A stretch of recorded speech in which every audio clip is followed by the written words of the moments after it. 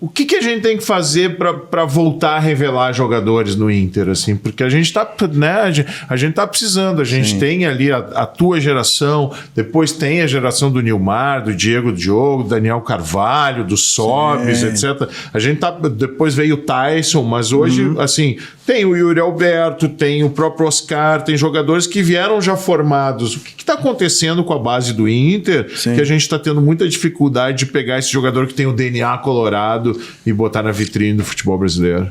Em primeiro lugar, o grande problema hoje do mercado são questões financeiras. Se tu for analisar hoje, nos últimos 4, 5 anos, as principais competições do Brasil, ganha o Palmeiras, de base. Sim. Ou seja, por um investimento muito maior. E o Ricardo, sou até suspeito em falar, quando eu vi a primeira vez que chegou na minha mão o material do Ricardo para a gente tomar a decisão se ia avançar ou não, eu vi os vídeos, olhei 2, 3 vezes e estava na Ferroviária ainda, muito antes de chegar aqui no clube, 1 ano antes. E a gente... Com que idade ele veio para cá? Ele veio para cá ano passado, vai fazer 17, ele veio com 15 e pouco. E eu falei, pô, esse jogador aqui tem alguma coisa interessante. E aí foi feito todo o trabalho para trazer para dentro do nosso staff, né, do nosso portfólio. E depois tinha que tomar a decisão. Né? Tinha que tomar uma decisão interna da empresa de levar para onde. Tinha Palmeiras, tinha Flamengo, tinha os grandes clubes, todos queriam. E aí eu falei, não. Sim, pela altura, né? Um jogador com habilidade, com altura. Não, ele é um jogador com promissor, com uma qualidade muito, muito, muito especial. Precisa trabalhar algumas coisas, é lógico, ele é um menino, mas olha, em 1 ano o Ricardo saiu do Rio de Janeiro da Várzea, em 1 ano.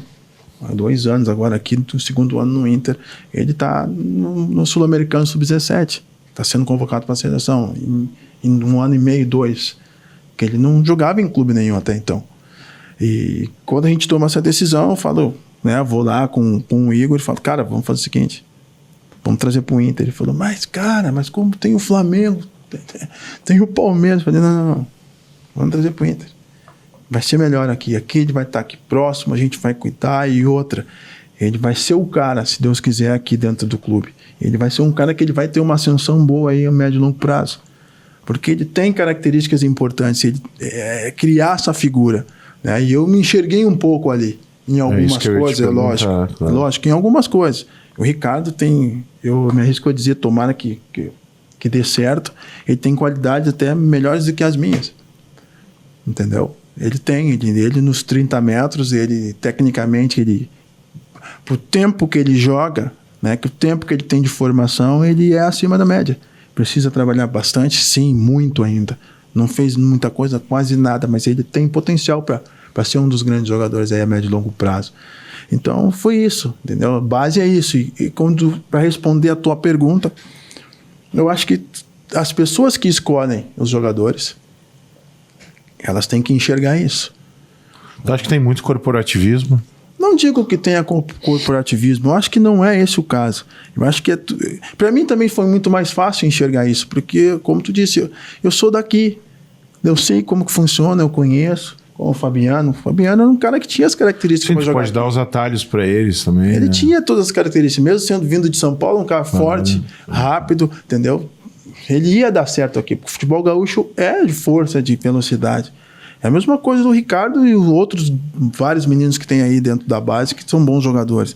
É preciso escolher bem, né? É um processo difícil, tem que ter muita calma, tem que ter olho, tem que ter pessoas ali atentas a isso, as oportunidades e principalmente, cara, investimento. Entendeu? É investimento. Se não tiver investimento, tu não consegue. Eu acho que isso que tem que estar atento, tem que levar um pouquinho mais a sério isso, entendeu? Porque o caminho está aí, esse é um dos caminhos. Se a gente vai pensar em gestão hoje de futebol, os clubes geram déficit, né? E o que equilibra esse déficit? É a formação de jogadores, sim, né? Sim. Então, na verdade, quanto mais tu consegue investir nisso para que tu possa formar jogadores, mais tu vai quebrar paradigmas, porque aí tu vai pensar assim, a gente está falando em unificar ligas de futebol, etc, em ter isso. Se tu pensar assim, mas o Flamengo ganha mais do que eu... Tu não pode esquecer que também as SAFs, elas vão investir muito nisso. Perfeito. Pode ver, vão ter movimentos... É base, né? Vai mudar. O mercado de base vai mudar e a médio e longo prazo. Com as SAFs, os caras vão investir. Porque o europeu, a grande maioria dos investimentos vem de fora. Na verdade, já investiram, né? São quantos clubes hoje no Brasil? Os caras vão começar a focar em captação. Vai ser um mercado paralelo, entre aspas, muito competitivo. Entendeu? E aí cabe aos grandes clubes se adaptarem, os clubes que ainda não são SAF, são associativos, e entender esse mecanismo o mais rápido possível para não ter uma defasagem ali daqui 3, 4, 5 anos entre as SAFs e estou dizendo a nível de investimento de base. Perfeito. A nível de investimento de base, com os grandes clubes.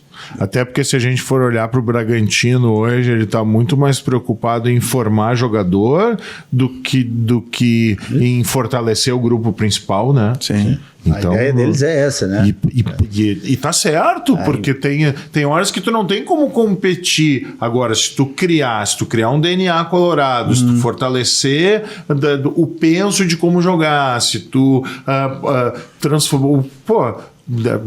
Lá nos anos 90, a gente já falava em se espelhar no São Paulo em padronização da base, né? Sim. Até hoje isso é uma coisa que está engatinhando muitas vezes no futebol brasileiro.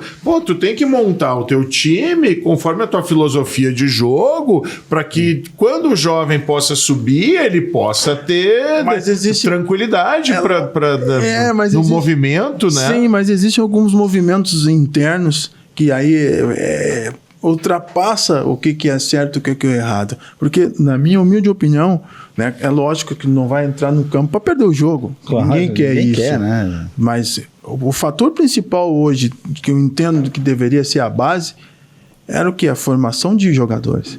Mas, infelizmente, né, por toda essa exposição hoje... Tem muita mídia, tem muita internet, tem muito acesso à imagem e informação. Cara, o treinador de uma sub-17, de uma sub-20, sub-15, se ele não ganhar, vão mandar ele embora pra rua. Sim. Isso é entendeu? Aí ele vai chegar lá, tem um jogador com uma maturação baixa, tardia, mais fraco. Vai trabalhar. E com potencial de crescimento a médio e longo prazo. E tem o Fabiano, que é mais forte, talvez não tenha a mesma margem de progressão a médio prazo e longo prazo, mas por ele ter mais força hoje, ele está mais pronto para aquilo que precisa para ganhar aquele campeonato, ele vai ser escolhido numa captação. Então tu tem que ter cuidado em relação a isso. E o Inter é um exemplo prático disso, ganhou a Taça São Paulo e não revelou ninguém, irmão. Mas, mano, assim, o que eu vejo dessa parte, tá? É o que Cris falou sobre perfis, né? Cara, eu tô aqui desde 96, tá? Já trabalhamos, vimos grandes jogadores ser campeão da Copinha, subir, não subiram. Isso é padrão do clube. Eu trabalhei no Santos, ele trabalha no São Paulo. Lá não tem, lá é padrão formação profissional. O mais importante é formar. O Internacional, com todo respeito, nunca teve os olhos para isso. Todos os treinadores que veio trabalhar aqui, ele trabalhou com vários treinadores, nunca foi olhado pela base. Porque é padrão do clube de se jogar assim, buscar jogadores de padrão alto já. Então, não adianta a gente cobrar isso num clube que o clube não vai fazer da base profissional. Porque tem que ter a vontade de tudo, o treinador vir entender isso, resultado. Não tem como, é diferente. Fala do Santos. O Santos não tá legal no momento, mas tem jogadores ali, vai sair mais jogadores agora no Brasileirão. Eles vão até o final, eles vão até o limite. Né? Exatamente. E o Papito é um cara, né, incrível. Sabe trabalhar com jogadores de história alto nível e jovens. Aí que nós estamos falando. Então não adianta cobrar do Mano. O Mano trabalhou 1.900 bolinhas lá. Na base, claro. Ele sabe olhar e falar que jogador, mas só que no momento que ele tá passando, ele não vai. É difícil. É difícil, gente. Só que ninguém entende. Mas quem primeiro tem que vir é lá de cima. Jogadores da base, é isso aí. Hoje É nós temos filosofia 5. de gestão, né? Esses jogadores vão ter que trabalhar no profissional, vai ter que jogar. Oportunidade. Senão não é perfil. Se eu tiver o Grêmio mudou. Por que o Grêmio mudou os últimos anos aí? Por quê? E o melhor momento para isso passou, já que é o Gauchão, né?